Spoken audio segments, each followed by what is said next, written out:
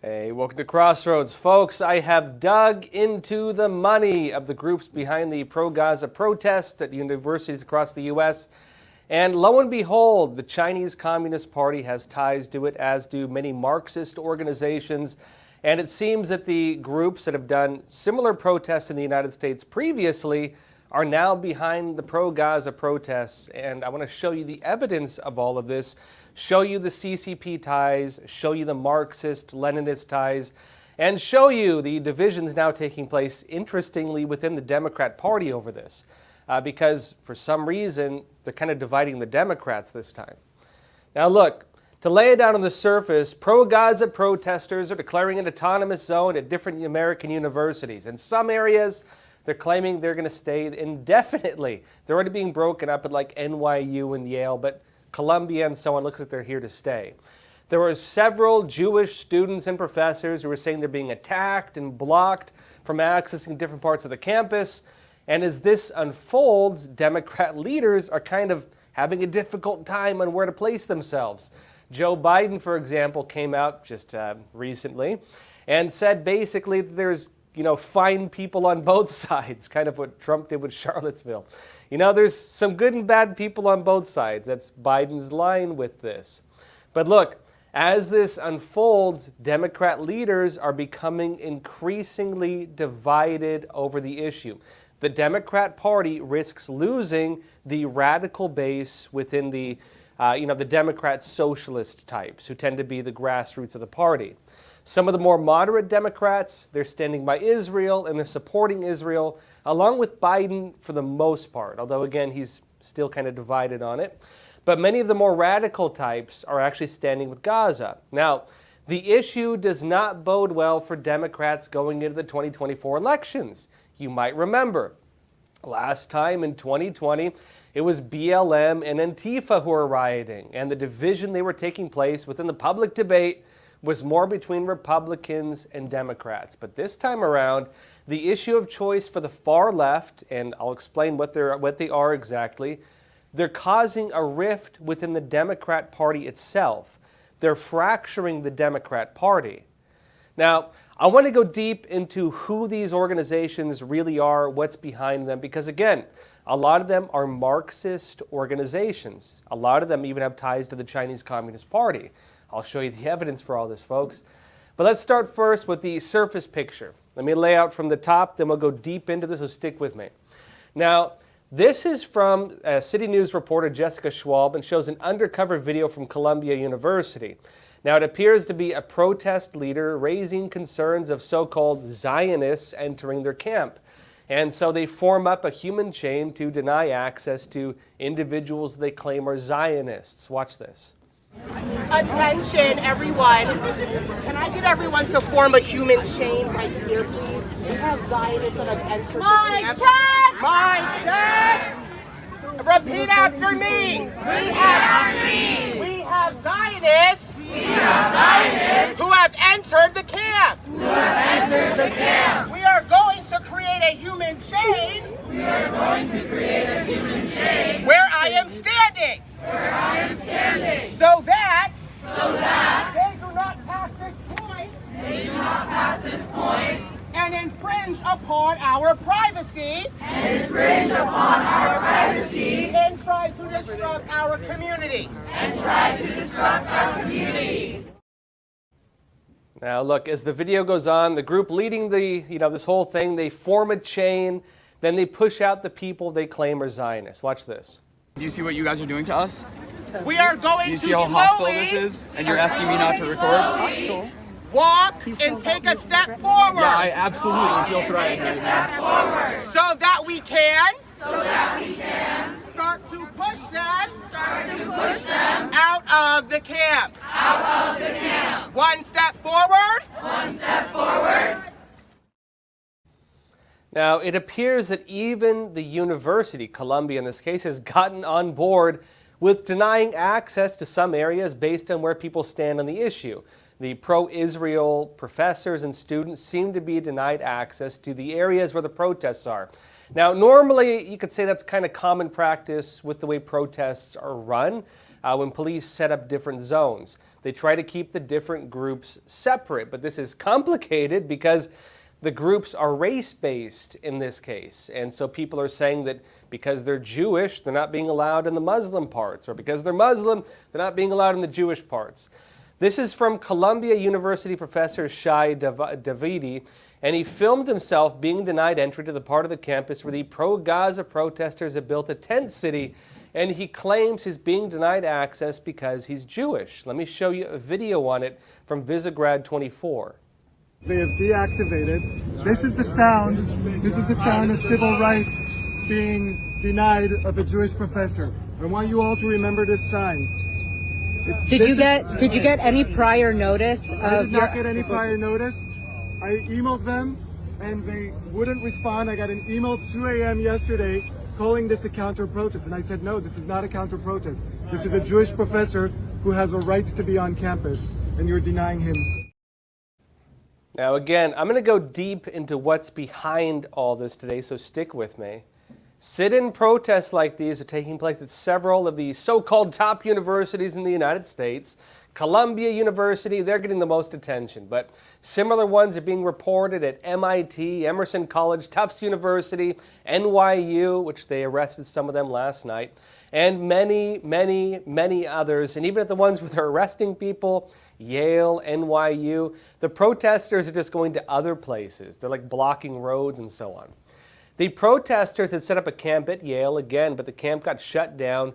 45 of them were reportedly arrested, but Yale News reported right after that around 300 of them just moved spots. They had gone to block an intersection nearby instead. But there's even more to this, folks, because here's where things get really complicated and frankly a lot more interesting. The more radical side of the Democrat Party seems to be full in on this, and the more moderate ones are not. I'll be talking more about this though after a quick word from our sponsor. Experts agree. One of the best ways to protect against financial uncertainty is to diversify your portfolio. Learn how physical gold and silver can secure your retirement funds from today's economic challenges. With a gold IRA from American Hartford Gold, you can safeguard your wealth with no penalties or taxes when you transfer your current qualifying retirement accounts. Call now and our precious metals specialists will send you a free information kit, no cost or obligation. American Hartford Gold, a trusted industry leader with an A+ from the Better Business Bureau, has a 5-star rating from thousands of happy clients. Whether you are getting physical precious metals in a gold IRA or delivered to your doorstep, we offer only the highest quality gold and silver. For your peace of mind, we also offer a no-fee buyback commitment, a low price guarantee, along with free shipping and free insurance. So don't wait. Call the number on your screen today and secure your financial future.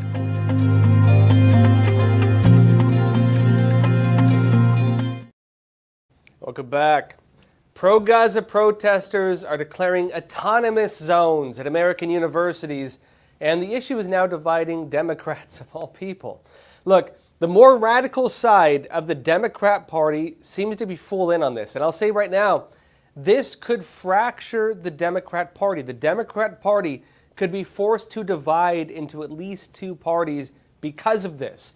Because the groups behind the Gaza side, most of them are DSA, Democrat Socialists of America, or tied in with the communist side, actual Marxist organizations. And unfortunately, there are several members of the Democrat Party who are on board with those guys. But a lot of the moderates don't go with that. Now, look, AOC Cortez, she gave a nod to the student protest during an event right alongside Joe Biden during an announcement yesterday of Biden's new climate corps. Watch this. It is especially important that we remember the power of young people shaping this country today, of all days, as we once again witness the leadership of those peaceful student-led protests on campuses like Columbia, Yale, Berkeley, and many others. Now look, she doesn't say exactly what the protests are she's referring to, but the only big protests happening at the campuses that she names are the pro-Gaza ones. But remember, this is how all of this fits in.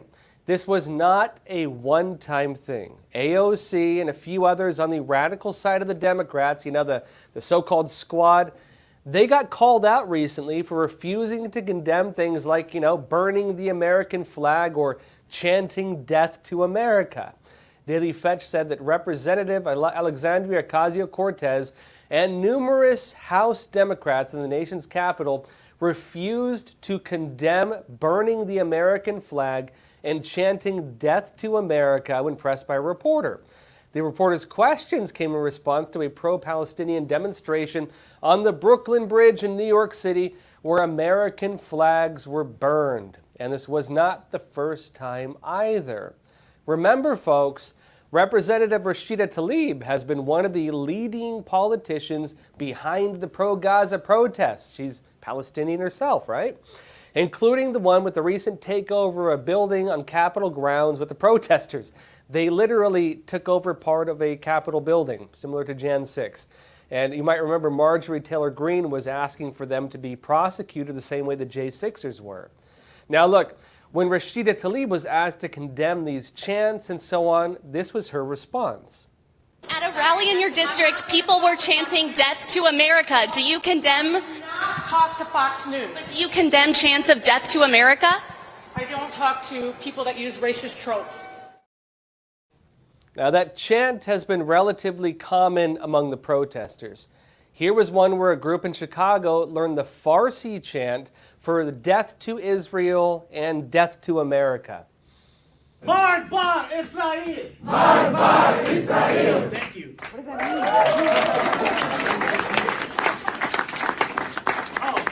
mean? So, it has two meanings, depending on who's asking. It can mean death to or down with. So, can we get a Mar bar America? We can get a Mar bar America. Yes, we can. Mar bar America! Mar bar America! Mar bar America! Mar bar America! Now, it turns out that little chant you just watched, that's not some random group. They're tied in with the Chicago mayor.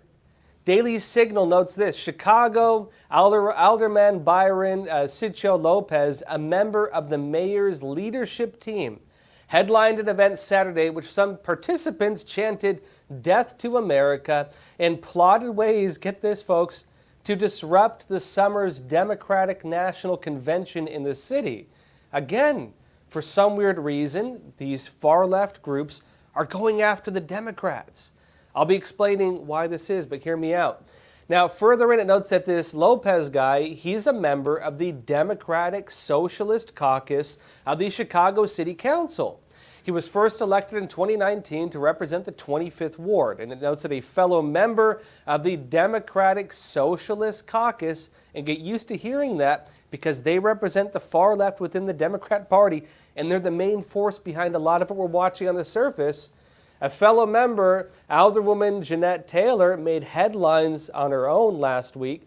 Taylor accused the Chicago Fire Department of making race-based decisions when administering tests to firefighters and distributing equipment. They're behind a lot of the far-left movements happening around the United States. And that last part is one of the bigger issues here. Most of the main groups pushing the pro-Gaza protests are with socialist or outright Marxist organizations. Some of them have ties to the Chinese Communist Party. In fact, the main ones do. It's a lot of the same groups that were actually behind the Black Lives Matter protests and the other big protests all around the United States. And remember, many of the squad members, AOC, Taliba, Rashida, all these people, they're also tied in with this.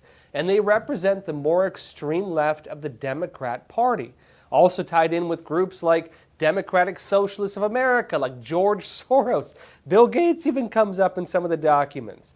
And a lot of the Democrat grassroots is tied in with these groups and similar ones in various ways, which means this is going to cause a rift with them.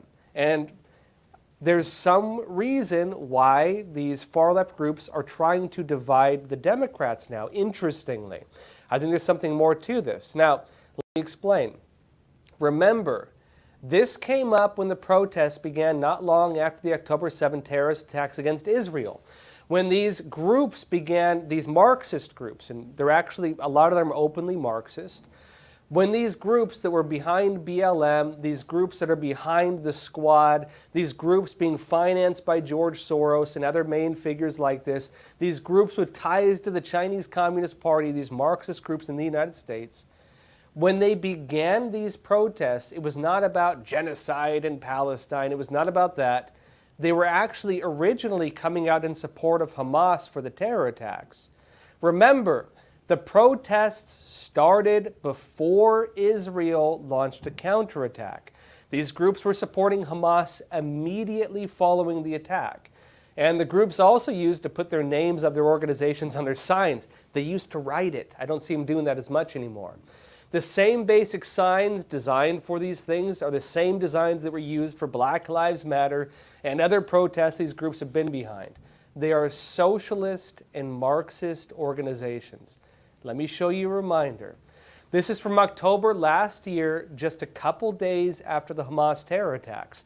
And remember also, this caused an immediate rift within the Democrat Party. Why, you might ask? Well, because there are a lot of Democrat leaders who are affiliated with Democratic Socialists of America, one of the groups tied with this. The Times of Israel noted in October of 2023, right after the terror attacks, this. They said, the Progressive Democratic Socialists of America organization was harshly condemned by other U.S. Democrats on Sunday for backing a New York City rally in support of Saturday's Palestinian terror onslaught against Israelis. Organizers billed the rally as supporting the Palestinian quote-unquote right to resist. Shortly after, Gaza terrorists slaughtered many hundreds of Israeli citizens in a surprise attack. It notes that the New York branch, and this is going to be really important, so remember the New York branch of this because this is where some of the other big stuff comes in. But first this, it says the New York branch of the Democratic Socialists of America advertised the event and expressed, quote, solidarity with the Palestinian people and their right to resist. Further in, it notes that the U.S. Congress members affiliated with or supportive of the organization did not respond to requests for comment about the protest, including Representative Jamal Bowman, U.S. Representative Cori Bush, U.S. Representative Greg Cesar, and U.S. Representative Rashida Tlaib. People tied in with that. It notes that, well, basically, folks, another of the main groups behind all of this, and this is a big one, it's called the Party for Socialism and Liberation. And there's a pretty complex web that ties many of these surface groups together in a similar network. On the surface, a lot of these organizations, they have names like, that sound like they're pro-Gaza or pro-Muslim or whatever else. But if you look at the money behind them, they're part of this same infrastructure. Now, on the note of this group, the Party for Socialism and Liberation, here's what the ADL says about it. They say the Party for Socialism and Liberation is a communist party active in the United States. Founded in 2004 after splintering from the Workers' World Party. The PSL is based in San Francisco. They believe, quote, the only solution to the deepening crisis of capitalism is the socialist transformation of society. And, quote, the socialist government will approach the peoples of the world on the principles of international working class solidarity. They are communists. Now, keep in mind that the Workers' World Party and the Party for Socialism and Liberation are also pro-Chinese Communist Party organizations, meaning they support the CCP, including, interestingly, the CCP's genocide against Muslims, the actual genocide against Muslims, which makes you question, well, what do they actually believe in, right? If they're claiming that they don't like Israel because of a so-called genocide against Palestinians, why do they not condemn, and they actually even support, the CCP's genocide and actual genocide of Muslim Uyghurs?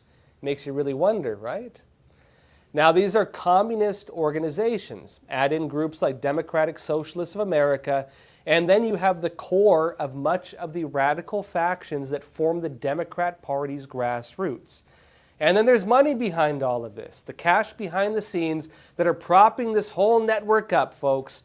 Ties to the CCP, ties to people working within China, ties to Shanghai, ties to CCP media, some wild stuff, ties to George Soros, as you would expect.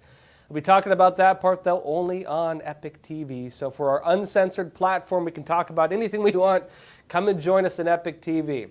Again, we have reports and news that other media do not dare to report on or, again, actively suppress in some cases. For example, we've been to the forefront of reporting on the coronavirus and what really happened on January 6th, who is running the open borders crisis, and a whole lot of other stories that you will not see anywhere else. So if you want to get the news as it should be reported, the stuff they don't tell you on the surface, join us on epochtv.com. Not only will you get the rest of this episode and the live Q&A, where again I'm going to go into the Chinese ties to all this, but also you can access your documentaries like The Final War, China's 100-year plan to defeat America. This documentary directly explains a lot of the CCP's motivations for doing things like propping up the pro-Gaza protests, why they're spreading, for example, global terrorism. So for those of you on YouTube, Facebook, Twitter, Rumble, if you want to watch the rest of this episode where I'm going to go into all this, you can find the link in the description below, epochtv.com. And let me show you a quick trailer before we jump again to the rest of the episode.